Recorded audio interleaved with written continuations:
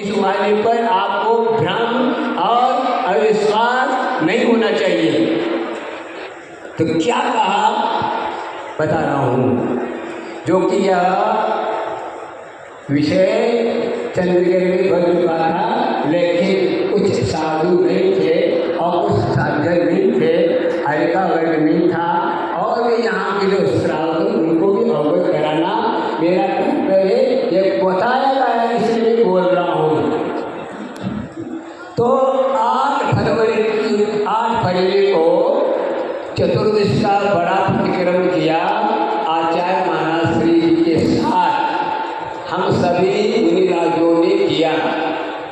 फिर 9 फरवरी को दोपहर 2 बजे के करीब आचार्य श्री जी दीक्षांता के लिए गए।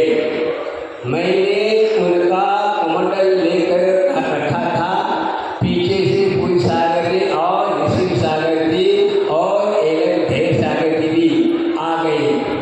आचार्य श्री दीक्षांता से वापस आए तब निश्चित सागर जी ने शुद्धि कराए और पूरी सागर जी और ढेर सागर जी आचार्य जी की मुखारी पर पहुँचे। आचार्य श्री कार्य शुरू किया। उसके बाद मेरी ओर देखा तो मैं पास में गया। तब आचार्य जी बोले, देखो कल हमने आप आचार्य पद का त्याग करके संकल्प किया है और बड़ा प्रतिक्रम किया है। संघ के दायित्व एवं जिम्मेदारी से अब मैं मुक्त हूँ, मैं पूर्ण निवृत्त हूँ। मुझे किसी भी प्रकार का अब कोई भी विकल्प नहीं है। मेरी संकल्प पूर्व संलेखना चल रही है। आप लोग मेरी समाधि के बाद ये बातें उचित समय पर सभी के सामने अच्छे से रख देना और उचित समय पर निर्यातगण एवं संपूर्ण संघ मिलकर मुनिराज समय सागर जी को आचार्य पद पर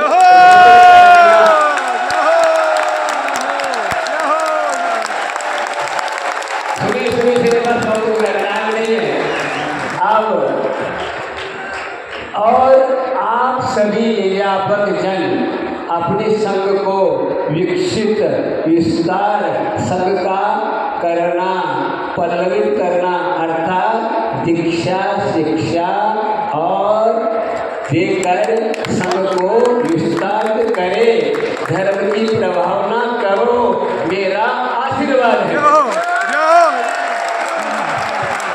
तो यह जो है इतने होने के बाद अब मैं सब जन समुदाय के सामने रखा है। अब इससे किसी प्रकार का विकल्प होना नहीं चाहिए और इसी विधि के साथ हम लोग आचार्य जी के आशीर्वाद से मोक्ष मार्ग पर निश्चित होकर निर्विकल्प होकर अपने को कदम बढ़ाना चाहिए। यदि गड़बड़ आती है तो मैं इसका जवाबदारी नहीं हूँ।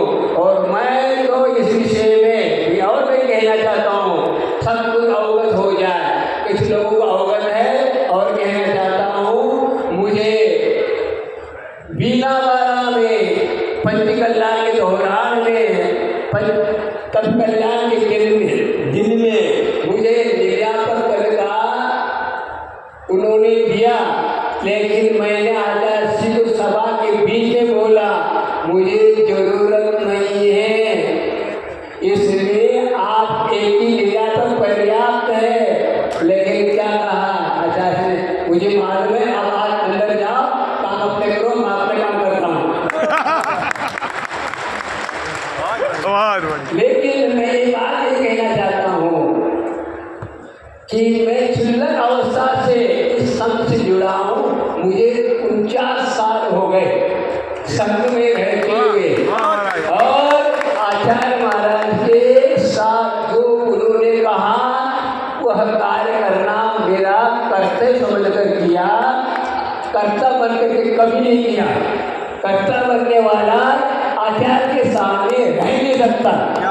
आचार्य जी का जो यही धर्म होता है, कर्तव्य करना यह धर्म है, कर्तापना संसार है। तो कर्तव्य बुद्धि को अपना हटा करके कर्तव्यपना अपनाना यह जिन धर्म का लक्षण है। हम जिस पद पर चल रहे हैं कभी भी अपने आप को भूल न जाए। हम ये समझे कि हम कर्तव्य कर रहे कि नहीं कर रहे, हमारा लक्ष्य कहीं का कहीं जा तो नहीं रहा।